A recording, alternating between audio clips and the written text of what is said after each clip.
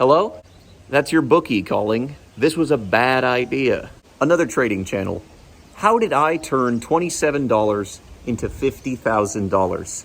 If you wait until the end of the video, I'll tell you. Sports betting. Why do it? Well, you shouldn't. Sports betting has become very popular recently, and I get it, right? I actually don't get it at all, but I'm going to give you the reasons that you shouldn't partake in sports betting. I think the top reason to not participate in sports betting, let's say you win $1 million in sports betting. Crazy, right? And I mean, you could do that. It's possible. You could do it. Now let's say you lose $1 million in sports betting in the same tax year. Well, in the market, if that was short-term against short-term gains and losses, you would have a zero net gain, and you would owe the tax authorities zero money. With sports betting, you owe them taxes on $1 million. It's treated as ordinary income, which is already disadvantageous in its own way, as opposed to capital gains income. And I know that short-term capital gains are treated as ordinary income in their own way. But like I said, if you make $1 million on options trading, and then you lose $1 million on options trading, well, you owe the tax people zero money. I really hope that this wind isn't a problem here. Hello? Oh. That's your bookie calling. This was a bad idea. Reason number 2 that sports betting is terrible. You might think you have an edge because you know the skill of individual players, but you're forgetting something. It's rigged, man. The NFL is rigged. The NBA is rigged. Do you honestly think these super mega billionaires are leaving it up to a bunch of yoked out? Listen, bro, if you had $1 billion or more than that, I think it's actually going to be a fair thing. Do you really seriously think that these mega billionaires are sitting around and conducting a fair event? Come on, dude. These guys can't lose, right?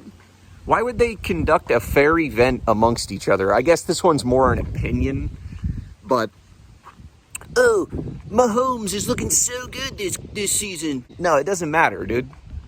It's 100% mega rigged against you. Absolutely. And that's not even touching on point number 3, which is that the house has the edge. Okay? The house. This is what they get from you. And what do you get? Nothing. You will lose in the long term if you continue to bet on sports, whether it's by your inability to harvest those tax losses or just being bad at it. I think it's something like the top sports bettors, they are netting a positive return 55 to 60% of the time, which puts them just barely above the house edge. There are some people that will win with sports betting.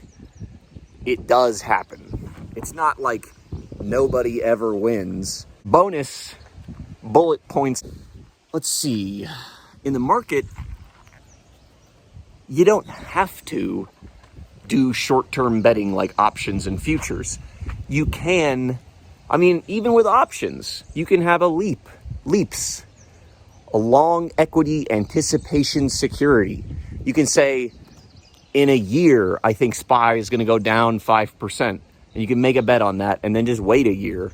And you could say it's going to go up, Leaps calls contracts are really hard to lose on, honestly. But with sports betting, it's a one-time event.